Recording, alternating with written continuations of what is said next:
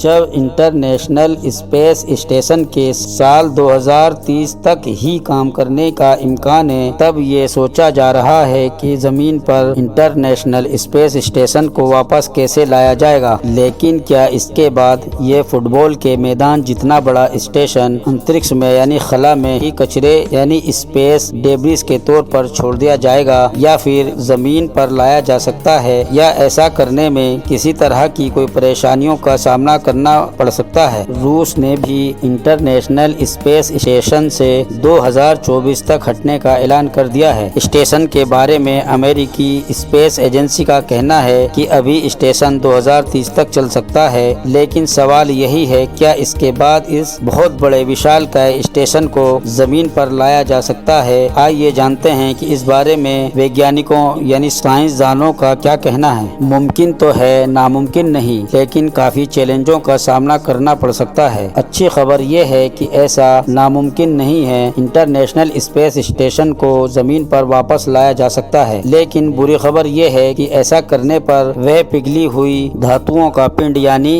गांठे हो जाएगा और उससे पहले ही उसका काफी हिस्सा बेकार भी हो जाएगा। ऐसा क्यों होगा और क्या ऐसा होने से रोका जा सकता है, यह भी एक सवाल है। इतने बड़े इंटरनेशनल स्पेस स्टेशन को एक साथ जमीन पर पहुंचा नामुमकिन नहीं है। सबसे पहले तो ये समझा जाए कि इतना विशाल यानी बड़ा इंटरनेशनल स्पेस स्टेशन अंतरिक्ष में पहुंच कैसे गया, क्योंकि एक साथ इतना बड़ा स्टेशन एक बार में पहुंचाया नहीं जा सकता था। हाल ही में स्टेशन का आकार एक फुटबॉल के मैदान के बराबर है। इसे जमीन से 350 किलोमीटर की ऊंचाई तक नासा के स्पेस शटल के 37 यानी 37 चक्करों के जरिए पहुंचाया जा सका था। इंटरनेशनल स्पेस स्टेशन अपनी कक्षा यानी दर्जे में कैसे स्थिर यानी फिक्स है, इसके लिए अंतरिक्ष मुसाफिरों को 10 साल से ज्यादा का वक्त लगा था, जिससे वे अंतरिक्ष में एकाकार हो सका। एकाकार यानी एक के बाद एक लगाया जा सका। अब वह अंतरिक्ष में जमीन के दर्जे में स्थिर यानी फिक्स है और जमीन का चक्कर लगाता रहता है, लेकिन जमीन पर नीचे नहीं गिरता है। इसके लिए 2 तरह के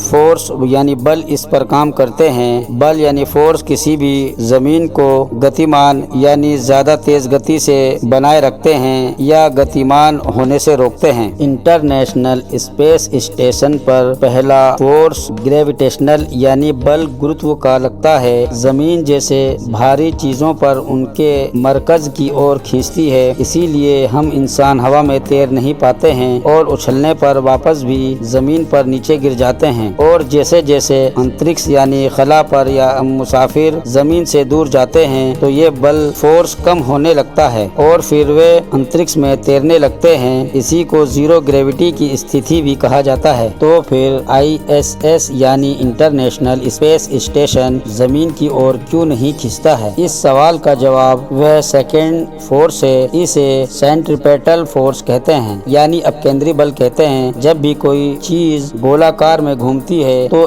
एक फोर्स उस चीज को बाहर की ओर धकेलने की कोशिश करता है। इस तरह के फोर्स का एहसास तब होता है जब चौराहे के गोल चक्कर पर कार या बस में बैठे व्यक्ति तो बाहर की ओर धक्का लगता है। इंटरनेशनल स्पेस स्टेशन जमीन का चक्कर सही गति से लगाता है, जहां सेंट्रीपेटल फोर्स यानी अपकेंद्रीय बल से बाहर की ओर धकेलता है और जमीन की गुरुत्वाकर्षण यानी ग्रेविटेशनल फोर्स उसे अंदर की ओर खींचता है। इससे वह संतुलित यानी मॉडरेट होकर दर्जे में स्थिर यानी फिक्स बनी रहती है। जब तक इस सिचुएशन में बदलाव के लिए कोई एक्स्ट्रा फोर्स नहीं लगता है, ये सिचुएशन बनी रहती है। अंतरिक्ष यानी खला में ISS यानी इंटरनेशनल स्पेस स्टेशन से अंतरिक्ष मुसाफिर वापस जमीन पर एक खास कैप्सूल में आते हैं, जिसमें 3 से ज्यादा लोग नहीं आ सकते। इस कैप्सूल का आकार ज्यादा बड़ा नहीं होता है, यानी ISS भी पूरा का पूरा नहीं बल्कि टुकड़ों पर ही धरती पर लाया जा सकता है। ISS के बंद होने पर इसके कुछ हिस्से काम करते रहेंगे